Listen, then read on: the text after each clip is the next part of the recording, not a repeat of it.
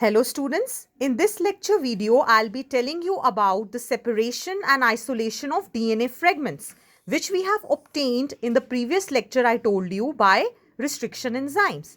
So the technique is gel electrophoresis where the DNA is negatively charged and under the effect of electric current it will move towards anode. The matrix or the gel which we use is made up of agarose. The principle is that the sieving effect of agarose gel will help the DNA fragments to resolve according to their size. Now, how can we visualize these fragments? Using a dye ETBr, ethidium bromide. Under the UV light, these bands we can see as red or orange color. So, which we can separate afterwards and cut from the gel to purify it for our further experiments. So cutting of this gel is called as elution and then purification method. Next, let us look at the cloning vectors which we can use, which help to link our foreign DNA and select out the recombinants from non-recombinants. Generally, plasmids and bacteriophages are used for this purpose. Now, the features which are needed to facilitate the cloning into the vector is presence of ORI, that is origin of replication, which will control high copy number of linked DNA.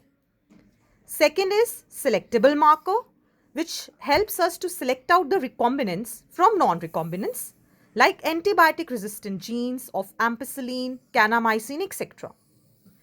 Third is the presence of cloning site where the DNA can be linked, the recognition sites for restriction enzymes. So let us look at one example, that is E. coli cloning vector PBR322. This vector contains origin of replication and ROP, that is the sequence required to initiate the replication. There are certain proteins required for DNA replication. So now in this cloning vector we can see that there are two genes, antibiotic resistant genes, tetracycline and ampicillin.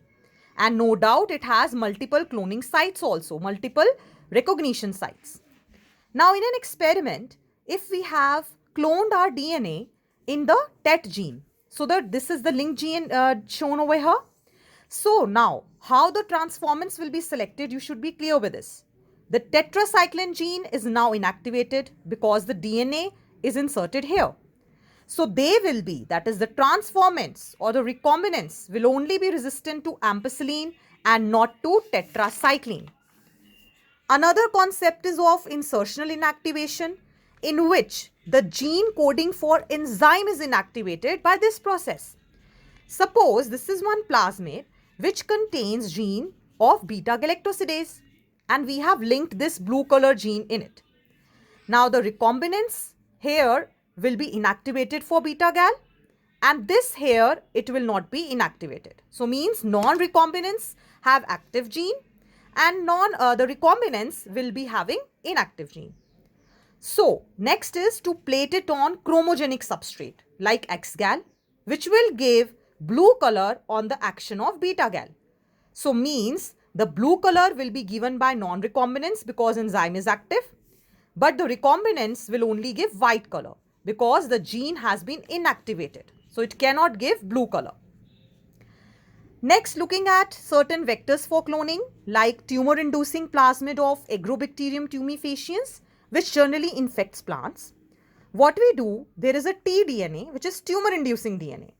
We will modify it, disarm the plasmid so that we can use it to transform normal cells. Next is retroviruses which cause cancer. Here also we can disarm this retrovirus so that we will insert our gene instead of tumor gene so that it will now replicate in animal cell. Let us look at transformation process, that is the introduction of the recombinant DNA molecule into host cell. DNA being hydrophilic, it cannot easily enter any cell. So the cells are made competent to take up the DNA using calcium ions. These calcium ions, it increases the efficiency of the DNA to be taken up by the cell. Now how this is done? Cells are incubated on ice, then heat shock treatment at 42 degrees given and then again put on ice. So this will help in opening the pores and the cells will easily take up the recombinant DNA. There are other methods also of transformation. Let us look at it. Microinjection in case of animal cells. What is done? Recombinant DNA is directly injected into nucleus. Then in plant cells, it is biolistics or gene gun. What is done? With high velocity, small particles made up of gold and tungsten, these are coated with DNA and bombarded in the plant cells. Lastly, disarmed pathogen vectors. Again, like tumor-inducing plasmid, the gene that is inducing tumor, that will be replaced by gene of our interest. So it will be transferred into the host cell, and this is how we can carry out transformation processes.